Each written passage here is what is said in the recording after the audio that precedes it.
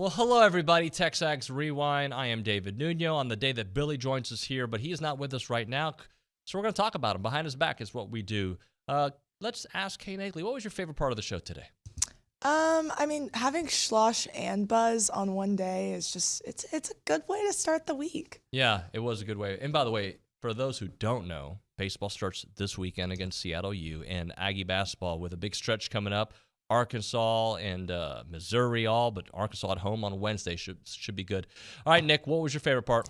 I enjoyed Billy's Jackson Mahomes commentary. I kind of am the same school of thought. I think he knows what he's doing. He's just trying to make as many people as mad as he can, and it's just money bags rolling in. So he's smart. We live in a world where likes, comments, and, like that's how you get your self-worth. By the way, while you're at it, if you haven't liked this video just yet, you should do it. But let's watch the rewind. We've already kind of told you what's on it. Buzz, Jim. We're on a first-name basis. Super Bowl talk, and, of course, Mahomes. That and more here on TexAgs Rewind. I bet you that 90% of football fans that don't follow Kansas City couldn't have told you who the starting running back for Kansas City was. And man, that guy, he played hard. He ran hard every play. Yeah, he was really good. He played excellent in that game. And it makes you, what's his name? Tyreek. The Hill? Ty Hill. Sorry, yeah. Yes. It makes you forget that could you imagine him with this offense? It didn't matter because of the quarterback play of Patrick Mahomes and the way really that offense just worked. That offensive line was outstanding. I mean, isn't one of the big strong points of Philadelphia its pass rush. I don't think Mahomes got sacked. I'm trying to remember. He might have. He may have been, but I don't remember him.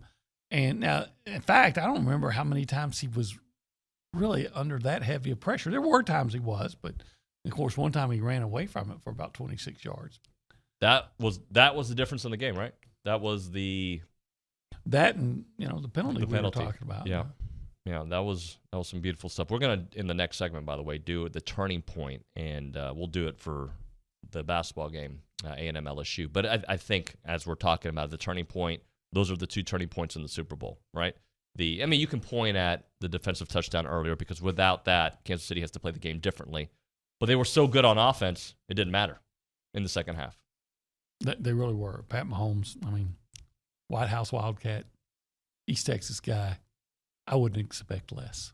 What does last year's success do for this year's team? And I know each year's its own unique opportunities and challenges, but just knowing that the core group did that and the pressure of doing it this year. I don't think there's any pressure. I think great players, especially our group, they run toward expectation, not away from it.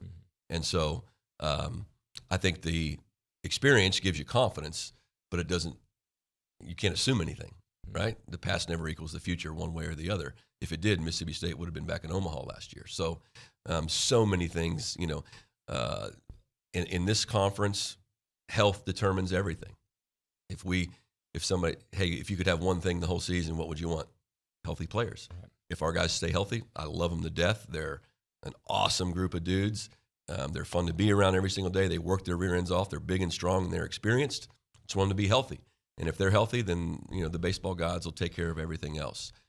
So I don't, this is a program that we should be in those conversations, most of the years, unless you have some big fall off because of the draft or something like that. But no, they're not afraid of that. They're ready to go.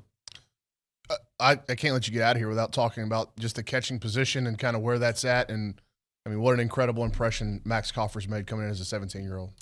Really, I've never seen anything like it. Number one, I've never had a guy graduate early.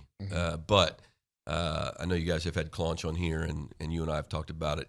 His mentality alone, regardless of what happens on the baseball field, is so impressive. And I think it's, he's been away from home for 2 years, living in Florida, going to IMG, and he's coming into the perfect group of guys to help somebody transition when you have all those older players that can put their arm around them, including the other cat. Even though Bard and Gregson are new, but they're still older players. Mm-hmm. And those guys work together. They're going to have, only one can play at a time. Max will certainly be a part of that, but so will the other two. Hank's made massive strides as a defender. He can really stay on the baseball as a left-handed hitter, and they all bring something different. JD, he's a tooled out. He's like a Logan Britt. Like if he just touches the ball, kind of like Jace, if he just touches it, it's 100 miles an hour. Yeah. But he's got to command the strike zone better. He's an elite defender. So we're going to need all three of them.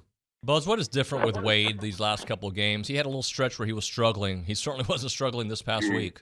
Yeah, I think the one thing that I would say on that, and I mentioned it to him in the first half during that ATO, and I thought Solo had some of that same growth and maturity in a different way. They're as good as Four was playing.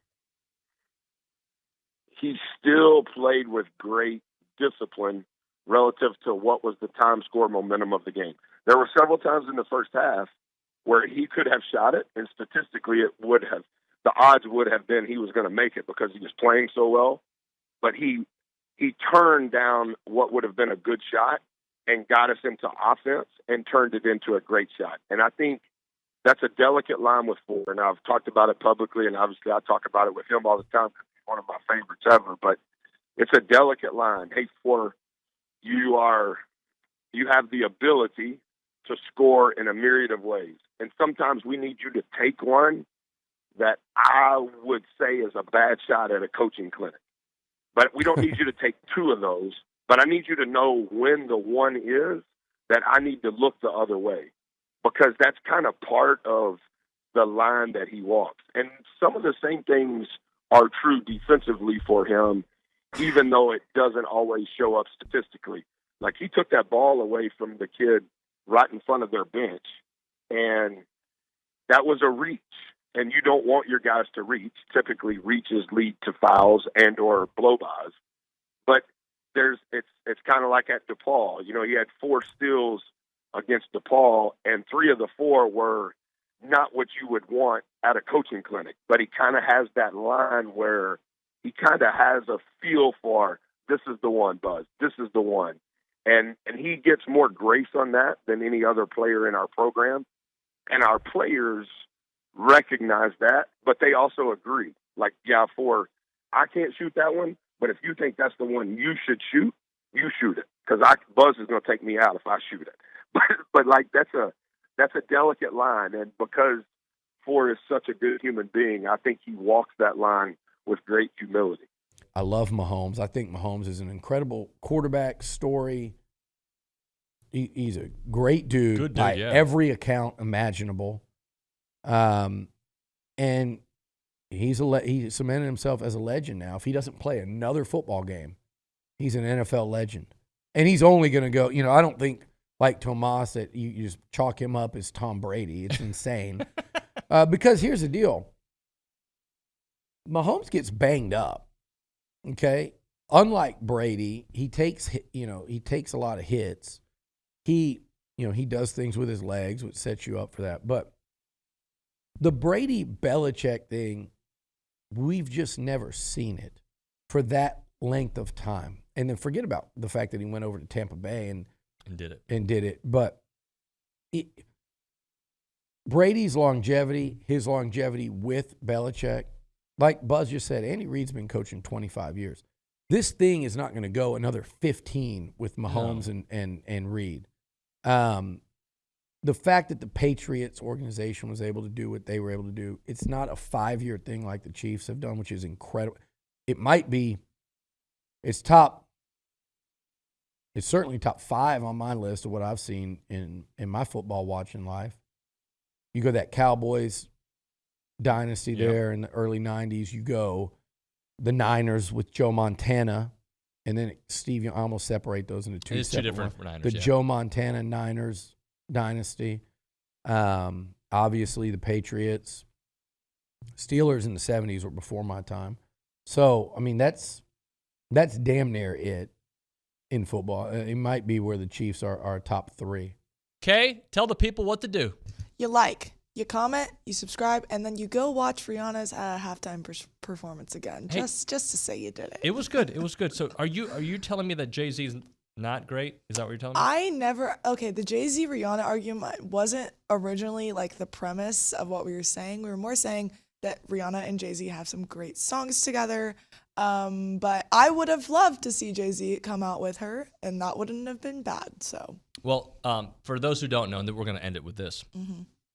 When she was first announced as the headliner for the Super Bowl, I was like, to me, I'm kind of thinking back to my 20s, right? Like, Rihanna, she's a number 2. That's how I thought of her. And by the way, there was a time where Kanye was a number 2 and Drake was a number 2. They weren't like the main. You see what I'm getting here? yeah, I get it. But I get what you're saying. reality is they became global superstars on their own. So props to Rihanna for putting on a great show. And I'll say it for the third time today, Chris Stapleton. Amazing. Yeah, he to me, he stole the show, but that's all right. It's TexAgs Rewind. We'll see you tomorrow.